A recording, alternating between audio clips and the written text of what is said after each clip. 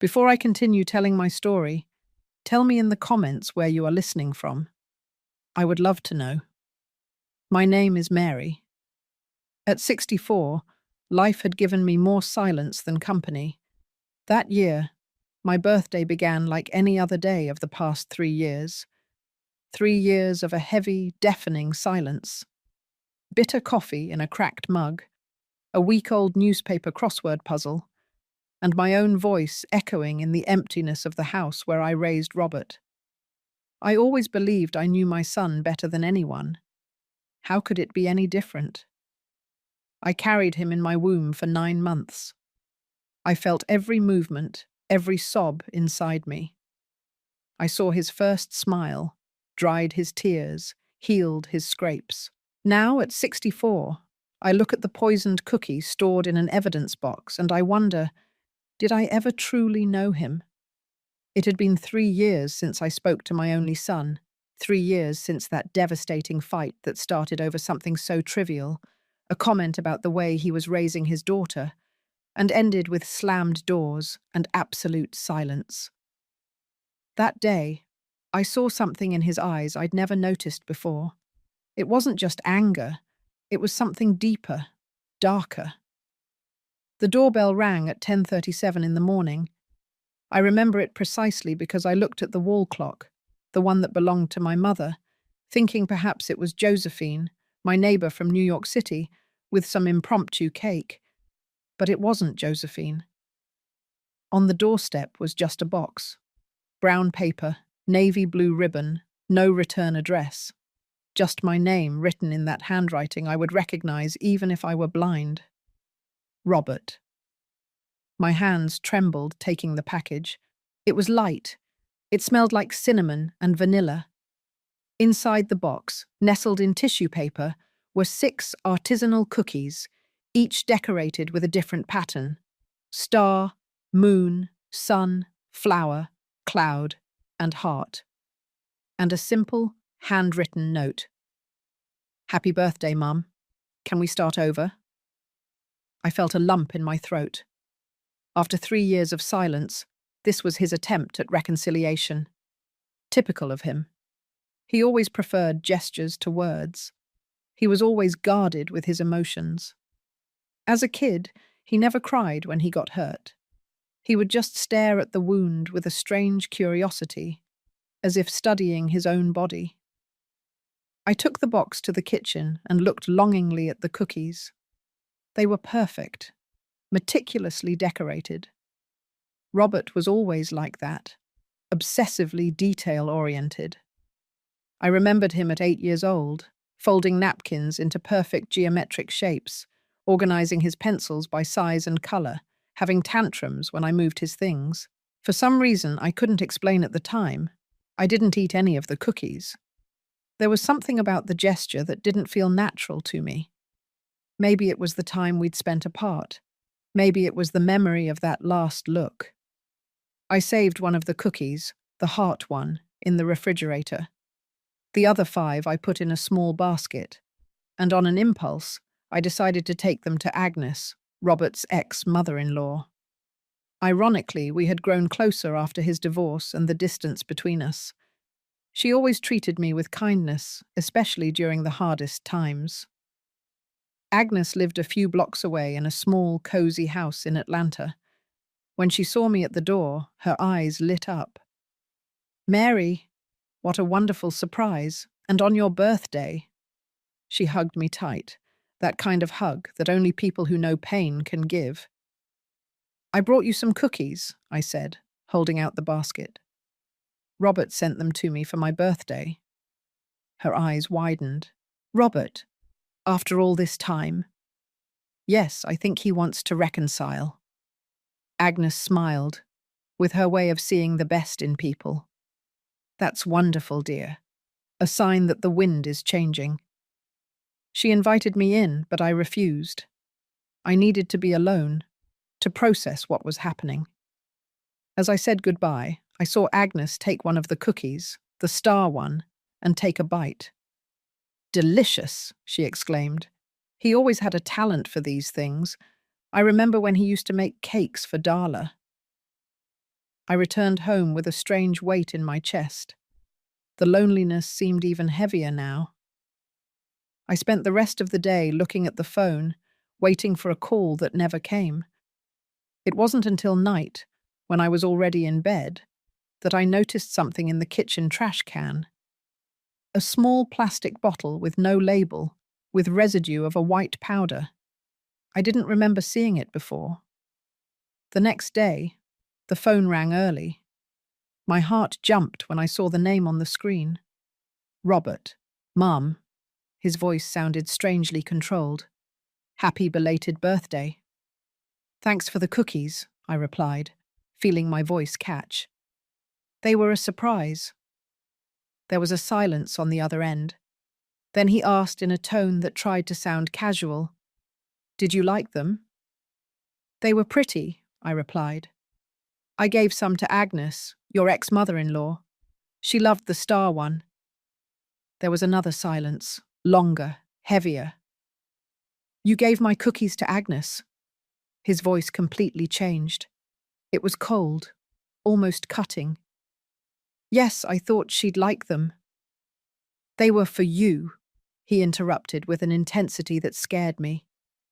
"Just for you, no one else." Before I could answer, he hung up. I stared at the phone, feeling that something was deeply wrong. That wasn't a normal reaction for someone who had simply shared some cookies. 2 hours later, the phone rang again.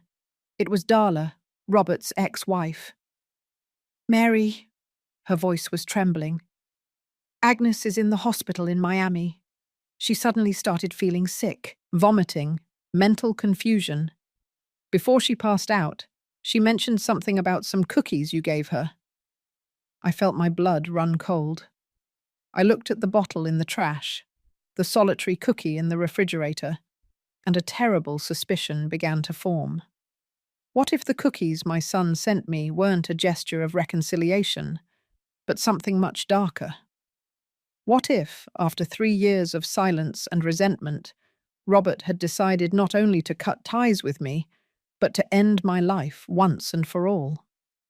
In the next part, I discover the truth about the cookies when my friend Lucy, who works in a lab, confirms my worst suspicions. What Robert put in the cookies was much more than a secret ingredient. It was a carefully planned death sentence.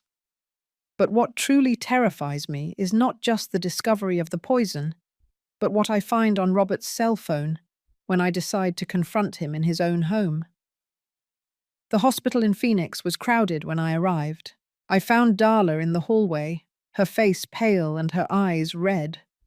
We hugged in silence, united by a fear neither of us could name. "How is she?" I asked.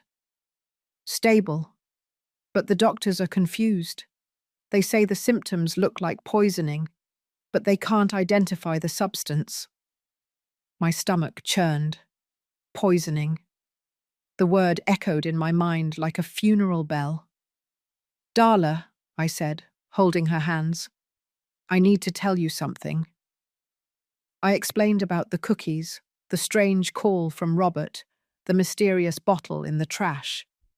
As I spoke, I saw the horror grow in her eyes. "Do you think that Robert—" I couldn't complete the sentence. How could I say out loud that I suspected my own son had tried to poison me? "I don't know," I answered honestly. "But I need to find out." Darla looked at me for a long time before whispering, "He changed, Mary. In the last few years, he became increasingly distant, more obsessive. I found notebooks with strange notes, formulas I didn't understand. I thought it was just a hobby, something related to those botany forums he frequented." Botany. The word awakened a distant memory. Robert always had a fascination with plants, especially the more exotic and dangerous ones. As a teenager, he kept a small garden with specimens he cultivated himself, including some that made me uncomfortable. "I have to go," I said suddenly. "I'm going to figure this out." I left the hospital with a determination I hadn't felt in years. I called Lucy, my longtime friend who worked at a clinical analysis lab in Denver. We met when she was still an intern, and I was a nurse at the same hospital. Lucy owed me a few favors. I need you to analyze something for me, I told her as soon as she answered. It's urgent, and it has to be discreet. We met at a coffee shop near the lab. I handed her the heart cookie and the bottle with powder residue. What am I looking for? She asked, frowning. Anything toxic. A woman is in the hospital after eating a cookie like this. Her eyes widened, but she didn't ask any more questions. Lucy always knew when an issue was too serious for curiosity. I'll call you as soon as I have results. It might take a few days. The next few days were torture. I split my time between visiting Agnes in the hospital, who was fortunately starting to recover, though slowly, and the agonizing wait for the results. The nights were the worst. I stayed awake, going over memories, looking for signs I might have missed, moments when I could have noticed that something was wrong with Robert. I remembered him at 10 years old, dissecting a dead bird in the yard, with the same concentrated expression he'd have assembling a puzzle. At the time, I interpreted it as scientific curiosity. Now that memory took on darker tones. On the fourth day, Lucy called. Can we meet? I have the results. Her voice was tense, and I knew immediately that my worst suspicions would be confirmed. We met at the same coffee shop. Lucy looked like she had aged years since our last meeting. She placed a folder on the table and spoke in a low voice. I found traces of aconite in the cookie and the bottle. It's an extremely potent poison, extracted from a plant called monkshood. In small doses, it causes nausea, vomiting, mental confusion. In larger doses— She didn't need to complete the sentence. I knew what it meant. This isn't something you find in food by accident, Mary. Someone put it there deliberately. My son, my only son, had tried to kill me. The reality hit me like a train going full speed. I felt dizzy, nauseous. Lucy held my hand tightly. We need to go to the police, she said. I nodded mechanically. Deep down, I knew it was the right thing to do. But a part of me, the mother part, rebelled against the idea of turning in my own son.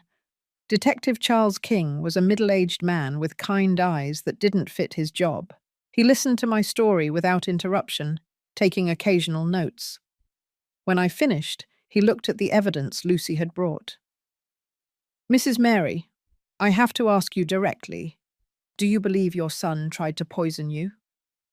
The question, though expected, punched me in the stomach. I took a deep breath before answering. Yes, I think so.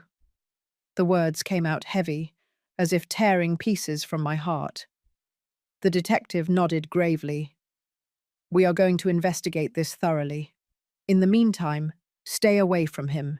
If he contacts you, do not reveal your suspicions.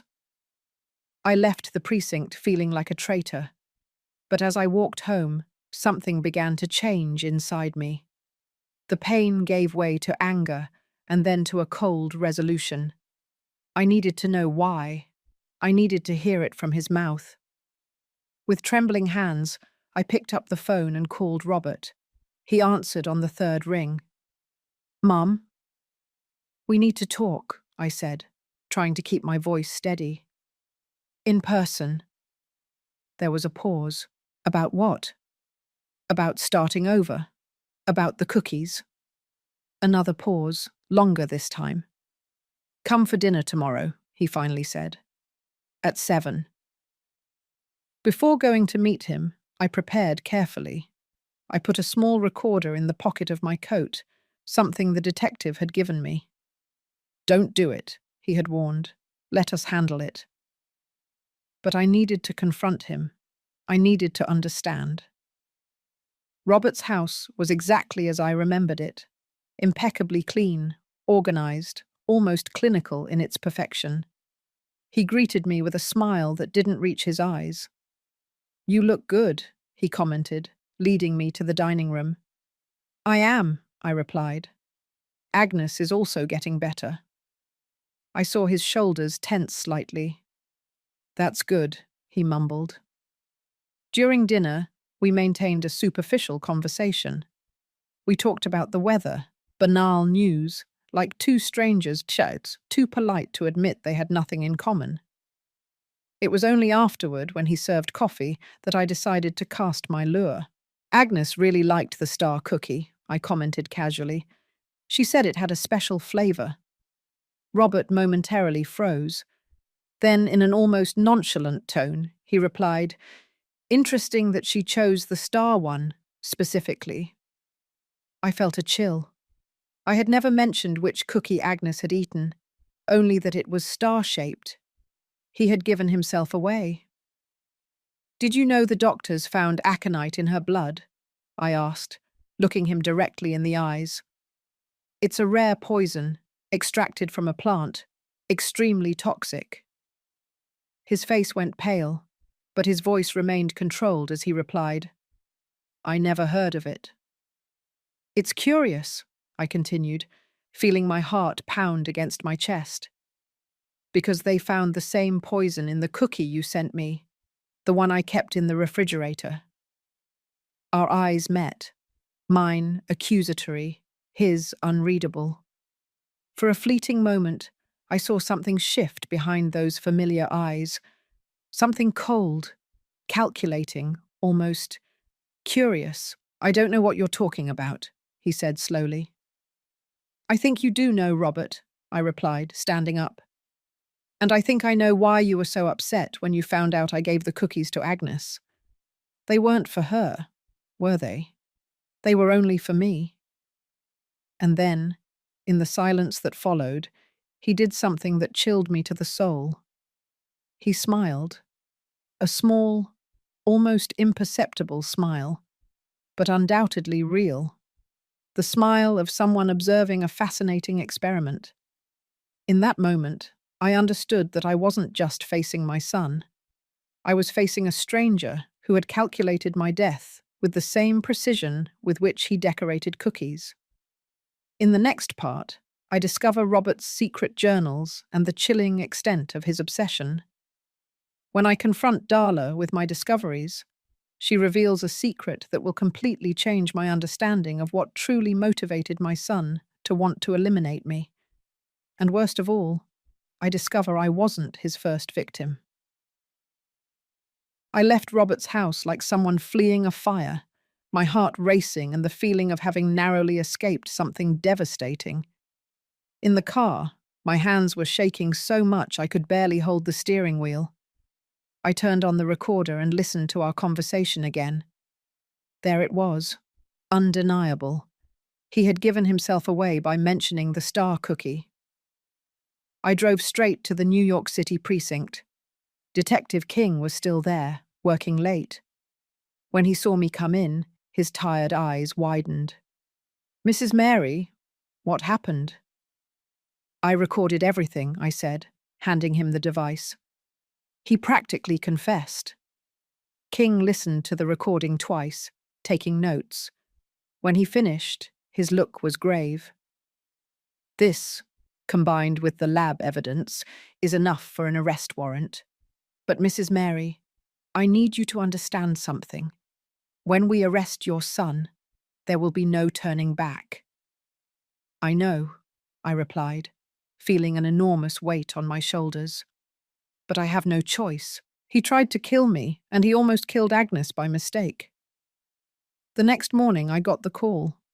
Robert had been arrested at his home in Brooklyn. According to the detective, he didn't resist. He remained calm, almost serene, as if he had been waiting for this moment. I didn't go to visit him. I couldn't bear to look into the eyes of the man my son had become. Instead, I spent the following days by Agnes's side in the hospital. Her recovery was slow but steady. The doctors said she was lucky. The cookie contained a smaller dose of poison than the others. The cookies had different concentrations, King explained when he met me at the hospital. The heart one, the one you saved, contained the highest dose. The others had smaller amounts, as if he were experimenting. I completed, feeling sick. Precisely. And there's more. We got a warrant to examine his computer. Robert frequented forums about poisonous plants under pseudonyms. We found detailed notes on aconite extraction, the effects at different doses, methods of administration. I closed my eyes, trying to process the horror. My son hadn't acted on impulse. That was planned, studied, executed with scientific precision. Why? I asked, more to myself than to the detective. Why would he do something like that? We are investigating. There are indications that you may not have been the first person he tried to harm. The implication of those words hit me like a ton of bricks. Not the first. Who else could have been his target? 2 days later, Darla called me. Her voice was broken, as if she had been crying for hours. I found something, she said. In the house, in the basement. You have to see it. The basement of Robert's house was always his private territory. Even when we were close, he rarely allowed me in there. It's my lab, he would say with an enigmatic smile, where I do my experiments. When I arrived, Darla was sitting on the porch, her eyes swollen from crying. Without a word, she led me to the basement. The door was open, forced by the police during the investigation. What I saw inside took my breath away. It was, in fact, a laboratory. There were shelves with carefully labelled jars, a small herbarium with dried plants, equipment that looked like it came from a professional lab. But that wasn't what shocked me. It was the back wall, covered with photos. Photos of me. Hundreds of them, from different eras, some so old I barely recognized myself, others recent, taken without my knowledge. Among the photos, notes in meticulous handwriting detailed my routine, the places I frequented, the people I associated with. He was watching you, Darla said quietly. For years. I felt my knees weaken. Darla held me and led me to a chair in the corner of the basement. There's more, she continued, opening a drawer. From inside, she pulled out several leather-bound notebooks. They are his journals. I started to read. I couldn't stop. With trembling hands, I opened one of the notebooks. The date on the first page was 5 years ago. The handwriting was the same as the notes, the labels, the annotations on the wall. Precise, controlled, almost artistic. She never understood. She never really saw me, always expecting me to be something different, something normal. As if I could choose to be like everyone else. The disappointment in her eyes. I saw it my whole life. Now I understand what I have to do. Not out of rage, but out of necessity. It's an experiment, after all. The most important one I've ever conducted.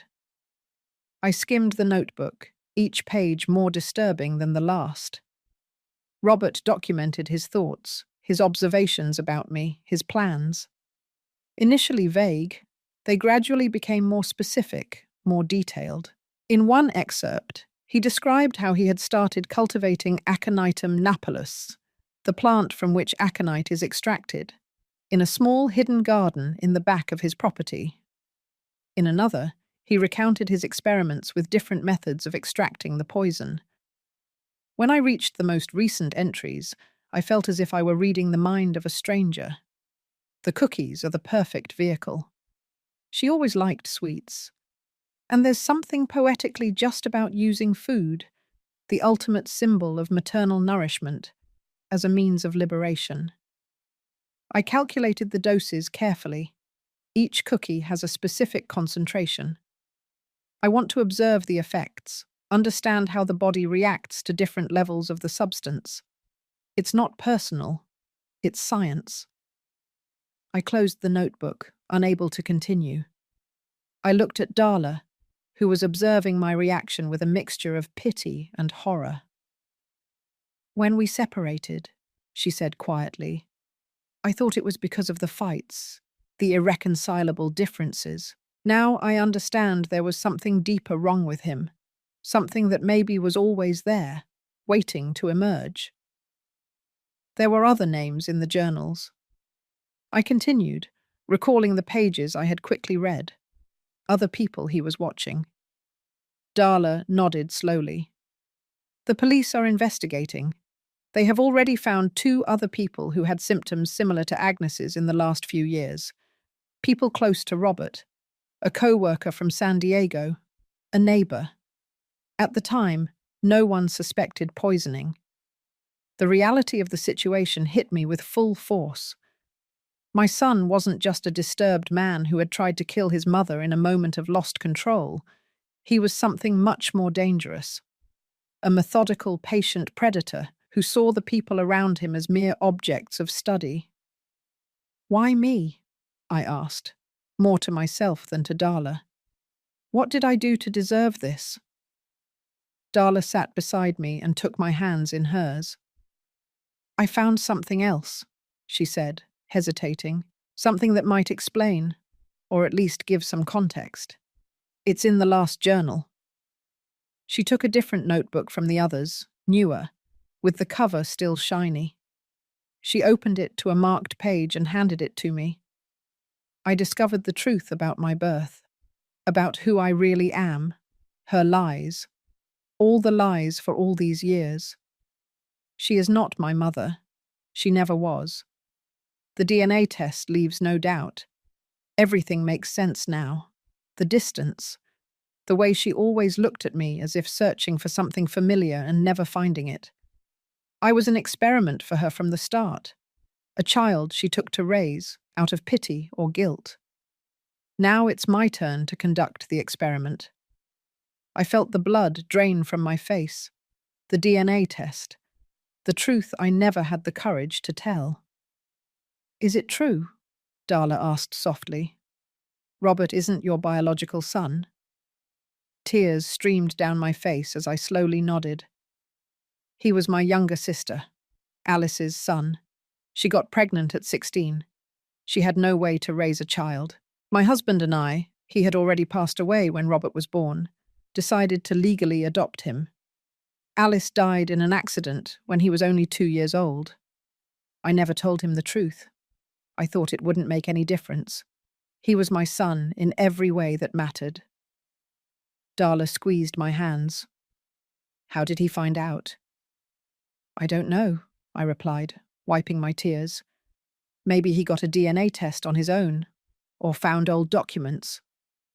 I looked back at the basement, the walls covered with my life, the notebooks full of hatred disguised as scientific research. "But that doesn't justify it," I said firmly. "Nothing justifies what he did or what he planned to do." Darla nodded, her eyes reflecting the same conviction. "We need to give all this to Detective King."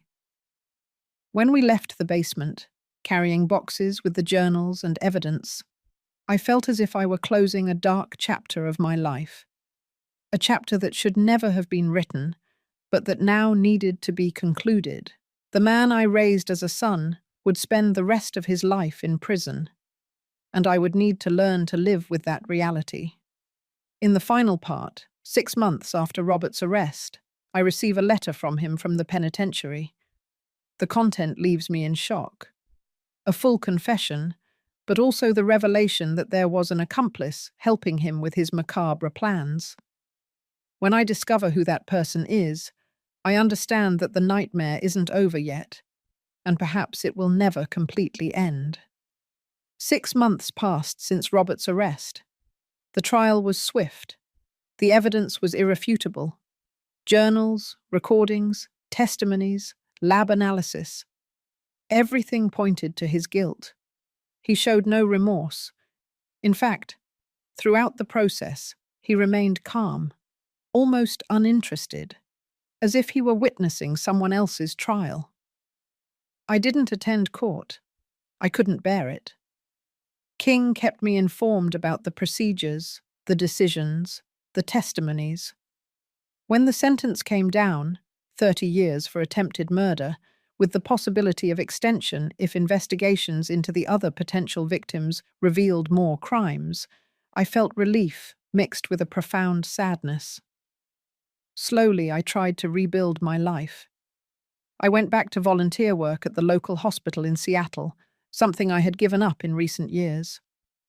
I redecorated the house, moving furniture, painting walls, as if I could erase the memories along with the marks on the old wood. Agnes recovered completely, and we became even closer. Sometimes we had dinner together and talked about everything except Robert. Darla moved to another city, but we stayed in regular contact. She was the only one who visited Robert in prison, a single time, to pick up documents he needed to sign for the divorce. He was the same, she told me over the phone, as if nothing had happened. He asked about the plants he had left at home. One autumn morning, when the leaves were starting to turn yellow and the air brought that characteristic crispness of the season, I received a letter. The envelope was simple, institutional, with the state penitentiary stamp in the upper corner. Inside, 2 sheets of paper filled with that handwriting I knew so well. For long minutes, I just held the letter unopened, unable to gather the courage to read what Robert had written. Finally, with trembling hands, I unfolded the pages. Mum, if I can even call you that, I know we'll probably never see each other again. This doesn't make me sad. In fact, there is a certain poetry in this final distance, the logical conclusion of an experiment that began much earlier than you imagine. I decided to write not to apologize. I feel no remorse, nor to explain myself. Explanations are irrelevant now. I write because, as a scientist, I believe in complete documentation, and there are elements of this case that remain obscured. You probably found my journals. You know about the aconite, about the cookies, about my studies. What you don't know, what no one has discovered yet, is that I didn't do it alone. I had help. Someone who shared my curiosity, my methodical approach, my dissatisfaction with conventional explanations for human phenomena. Someone who provided me with some of the materials, who helped me calculate the doses, who monitored your movements when I couldn't. I am not revealing this out of revenge or to lessen my responsibility. I am doing it for scientific precision. A poorly documented experiment is a failed experiment. That person is still free, still observing, still curious. Perhaps one day you will meet, perhaps not. Consider this information my last gift to you. Robert. I let the letter fall to the floor. An accomplice. Someone who helped him plan my death. Someone who was still free. With my heart pounding against my chest, I called Detective King. He came immediately, collected the letter as evidence, and promised to investigate. It could be a bluff, he said, trying to calm me down. A final attempt at manipulation. But something told me it wasn't. I knew Robert, or thought I did. He wouldn't lie about that. There was no motive. If he wanted to scare me, he could have invented something much more terrifying. In the following days, I plunged into paranoia. I scrutinized every person I came across. I questioned every interaction. Who could it be? Someone I knew? Someone close? King returned a week later looking worried. We interviewed Robert in prison, he explained. He refuses to identify the accomplice. He says it would compromise the integrity of the experiment. We are reviewing all his contacts, all his communications. And in the meantime, I asked, am I supposed to just wait for this person to decide to visit me? King sighed. We're going to increase surveillance on your house, regular patrols, and I suggest you stay with someone for a while. That night, I called Agnes. I explained the situation. I asked her to come and stay with me for a few days. She accepted without hesitation. When Agnes arrived, with a small suitcase and her cat, I instantly felt safer. There was something about her presence. Calm, steadfast, unshakable. It reassured my fears. We prepared the guest room. We made a simple soup for dinner and talked about light topics, avoiding any mention of the letter or Robert. It was only afterward, when we were having tea on the porch, watching the stars, that Agnes brought up the subject. "Do you think it's someone we know?" she asked softly. "I don't know," I answered honestly. Robert was always reserved, but he was never social. He didn't have many friends, at least, not that I knew of. Agnes nodded, thoughtful. He and Darla lived practically isolated in the last few years in Boston.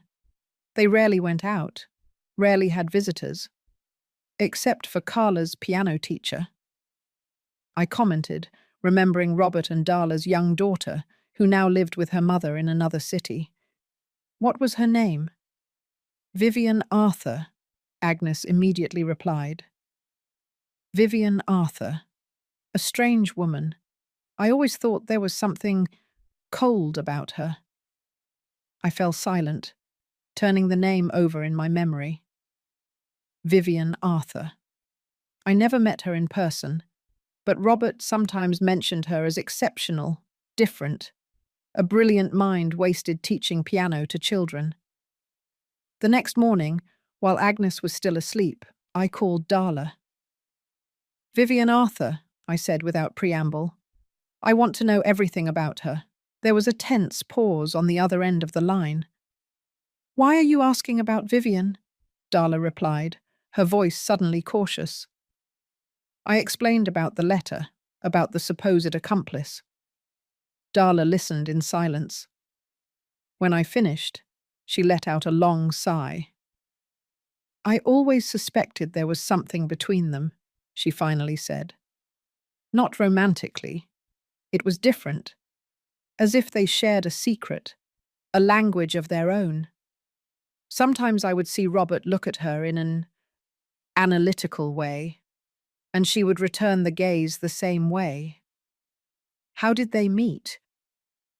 "On one of those online forums he frequented, about rare plants, natural poisons, that kind of thing. She's a biochemist. She worked in a pharmaceutical lab in Chicago before becoming a piano teacher. A career change that always struck me as odd. I felt a chill run down my spine. Biochemist. Knowledge of poisons. A connection with Robert through dark interests. "Where is she now?" I asked. "I don't know," Darla replied, her voice now clearly worried. "She stopped teaching Carla when we moved. I never heard from her again." As soon as I hung up, I called King. He took down all the information and promised to investigate Vivian Arthur immediately. 3 days passed without news. Agnes and I fell into a quiet routine. In the morning, we went for walks in the neighborhood. In the afternoon, we played cards or watched old movies. At night, we cooked together and talked about the past. The good past, before everything fell apart. It was on one of those nights that the doorbell rang. It was almost 10 o'clock, too late for casual visitors. I exchanged an apprehensive look with Agnes. "I'll get it," she said, standing up. "No," I interrupted her. "I'll call King first." But before I could reach the phone, we heard a voice from outside. "Mrs. Mary? It's me, Vivian Arthur. We need to talk." My blood ran cold. How did she know my name? How did she know where I lived? "Don't open it," I whispered to Agnes, who was already heading for the door. "Call the police." But something in Agnes's face stopped me. An expression I had never seen before. Almost recognition. "Agnes," I called, confused. She turned slowly toward me, and her look had changed. It was no longer the kind, understanding look I knew. It was something distant, clinical, evaluating. "I'm sorry, Mary," she said softly, "but I think we really need to hear what Vivian has to say." And then I understood. The horror of the comprehension hit me like an avalanche. Robert's accomplice wasn't Vivian. It was Agnes, the woman I had welcomed into my home. The woman who had pretended to be poisoned by the cookies. Cookies she probably never actually ate. The woman who had watched me, studied me for all these years. Why? I managed to ask, my voice barely audible. Agnes, or whoever she really was, smiled, a different smile from all the ones I had seen on her face. There was no warmth in it, just a distant curiosity. Fascination, she replied simply. The same motive as Robert, the human mind under extreme pressure, the reactions, the adaptations, the survival mechanisms. You are a fascinating case study, Mary. The mother who isn't a mother, the caregiver who didn't see the signs, the victim who refuses to be a victim. She walked to the door and opened it. Outside stood a woman I had never seen. Dark hair, angular face, penetrating eyes. Vivian, presumably. And now, Agnes continued, phase 2 of our study begins. Did you think the experiment ended with Robert's arrest? No, Mary. It just entered a new phase. In that moment, with the two women watching me like scientists observing a guinea pig, I understood that the nightmare had never ended. In fact, perhaps it would never truly end. Slowly, I backed away toward the kitchen, where my phone was. I needed to alert King. I needed to escape. I needed to survive, not just physically, but mentally. I would not allow myself to be turned into an experiment. You know what's fascinating about you, Mary? Agnes continued, following me with quiet steps. Your resilience. Robert thought you would break down when you discovered the truth about your adoption. I bet you would be stronger. My hand found the phone. I quickly dialed the emergency number. And I was right, she concluded, watching me with that clinical look. You always find a way to survive. That's why you are so valuable to us. Police, the voice said on the other end of the line. What's the emergency? I looked directly into Agnes's eyes, the eyes of the woman I thought was my friend, my support, my family by choice. The woman who had conspired to destroy me out of pure scientific curiosity.